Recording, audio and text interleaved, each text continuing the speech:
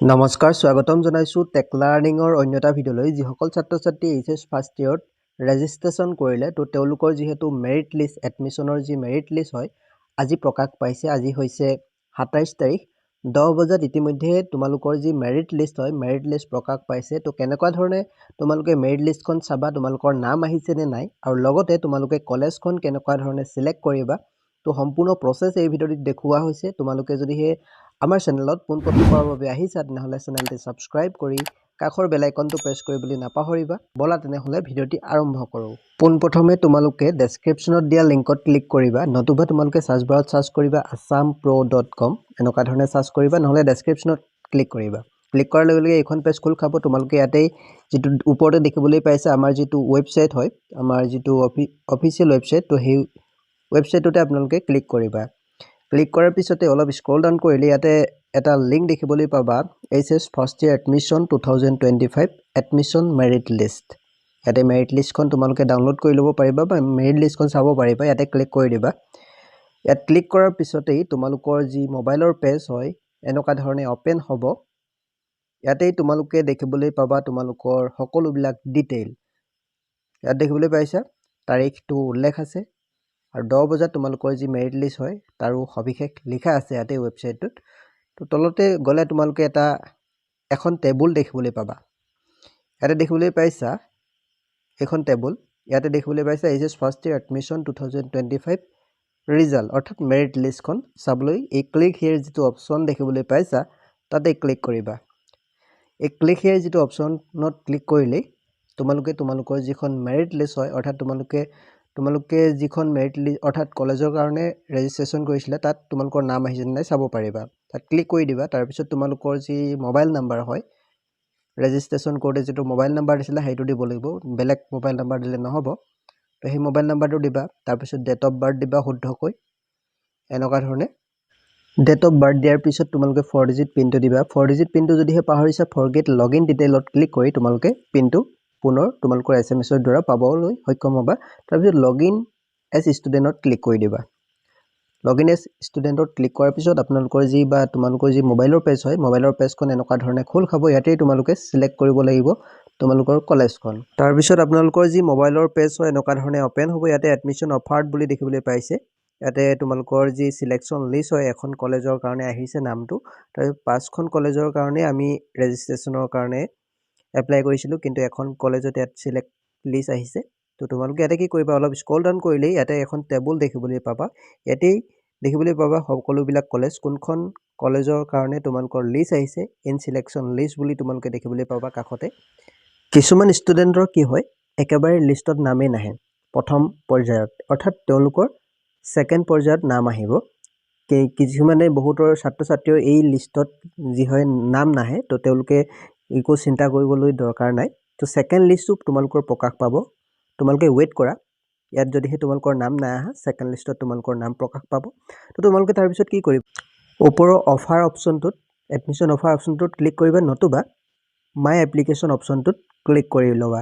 মাই application অপশ্যনটোত click কৰাৰ লগে লগে তোমালোকৰ যি মোবাইলৰ পেজ হয় এনেকুৱা ধৰণে তোমালোকে দেখিবলৈ পাবা কোনখন কলেজত তোমালোকৰ নাম আহিছে, তো কোনখন কলেজ তোমালোকৰ এডমিশ্যনৰ কাৰণে ৰেজিষ্ট্ৰেশ্যনৰ কাৰণে এনেকুৱা ধৰণে কংগ্ৰেচুলেশ্যন চিম্বলটো দেখিবলৈ পাবা।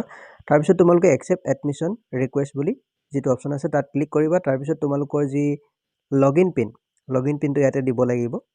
লগইন পিনটো দিয়াৰ পিছত একচেপ্ট এডমিশ্যন যিটো অপশ্যন দেখিবলৈ পাইছে তাত ক্লিক কৰিব লাগিব। তাত ক্লিক কৰাৰ পিছত তোমালোকৰ যি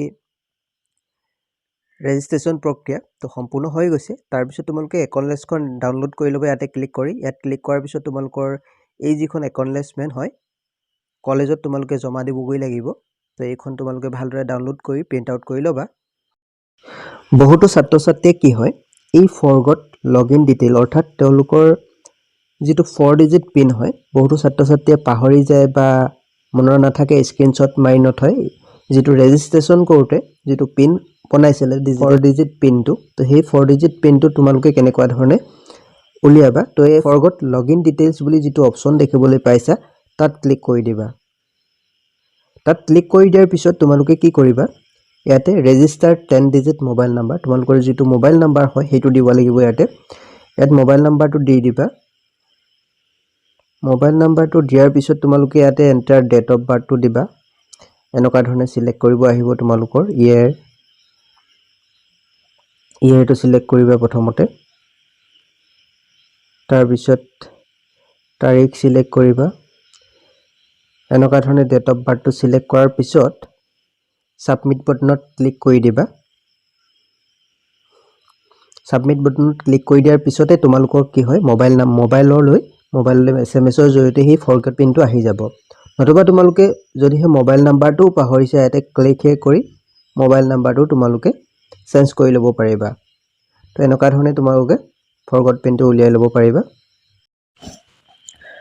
তোমালোকে ইয়াতে এই চাৰ্টখনত দেখিবলৈ পাইছা তোমালোকৰ মেৰিট লিষ্ট পাবলিশ হৈছে আজি আৰু লগতে এই একসেপ্ট অৰ্থাৎ এই যিটো একসেপ্ট কৰিছা এডমিশন একসেপ্ট কৰাৰ যি ডেট হয় 27 তাৰিখৰ পৰা 29 তাৰিখৰ ভিতৰত তোমালোকে একসেপ্ট কৰিব লাগিব তোমালোকে ভালদৰে ভাবি চিন্তি অৰ্থাৎ তোমালোকে কোনখন কলেজত অৰ্থাৎ তোমালোকে পাঁচখন কলেজত যেহেতু ৰেজিষ্ট্ৰেচন কৰিছা তো পাঁচখনো তোমালোকৰ মেৰিট লিষ্টত নাম আহিব পাৰে তো কোনখন কলেজত তোমালোকে এডমিশন কৰিব বিচৰা ভালদৰে তোমালোকে চিন্তা কৰি তো সেইখন কলেজত এডমিশন একসেপ্ট কৰিবা তাৰ পিছত তোমালোকে কলেজলৈ গৈ তো সকলোবিলাক ডকুমেন্ট এই যিখন একনলেজমেন্ট ডাউনলোড কৰিলা তো সেইখন ল'ব লাগিব আৰু লগতে সকলোবিলাক তোমালোকৰ মাৰ্কশিট সাৰ্টিফিকেট লৈ তোমালোকে কলেজত যাব লাগিব 30 তাৰিখৰ পৰা 10 মেলৈকে 30 এপ্ৰিলৰ পৰা 10 মেৰ ভিতৰত তোমালোকে এই সকলোবিলাক লৈ জমা দিব লাগিব কলেজত 30 এপ্ৰিলৰ পৰা 10 মেৰ ভিতৰত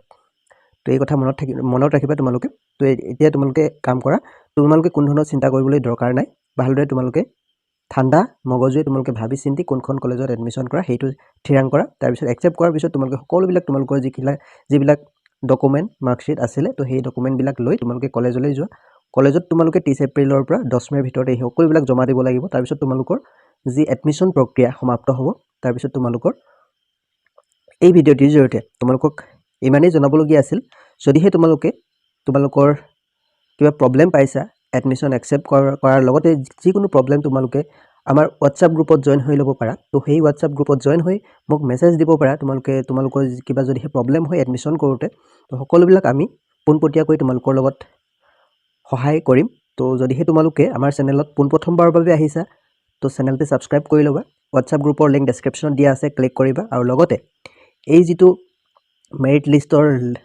লিষ্টৰ লিংক হয় হেতু ডেসক্ৰিপচনত দিয়া আছে তো ক্লিক কৰা আৰু তোমালোকে এই যিটো পদ্ধতি ভিডিঅ'টিৰ জৰিয়তে দেখুৱালো তো সেই পদ্ধতিৰে তোমালোকে মেৰিট লিষ্টত নামটো চাই কোনখন কলেজত তোমালোকৰ নাম আহিছে কলেজখন একসেপ্ট কৰা ভিডিঅ'টিৰ জৰিয়তে ইমানেই জনাবলগীয়া আছিল তো ভিডিঅ'টি বন্ধু বান্ধৱীৰ লগত শ্বেয়াৰ কৰিবলৈ নাপাহৰিবা ধন্যবাদ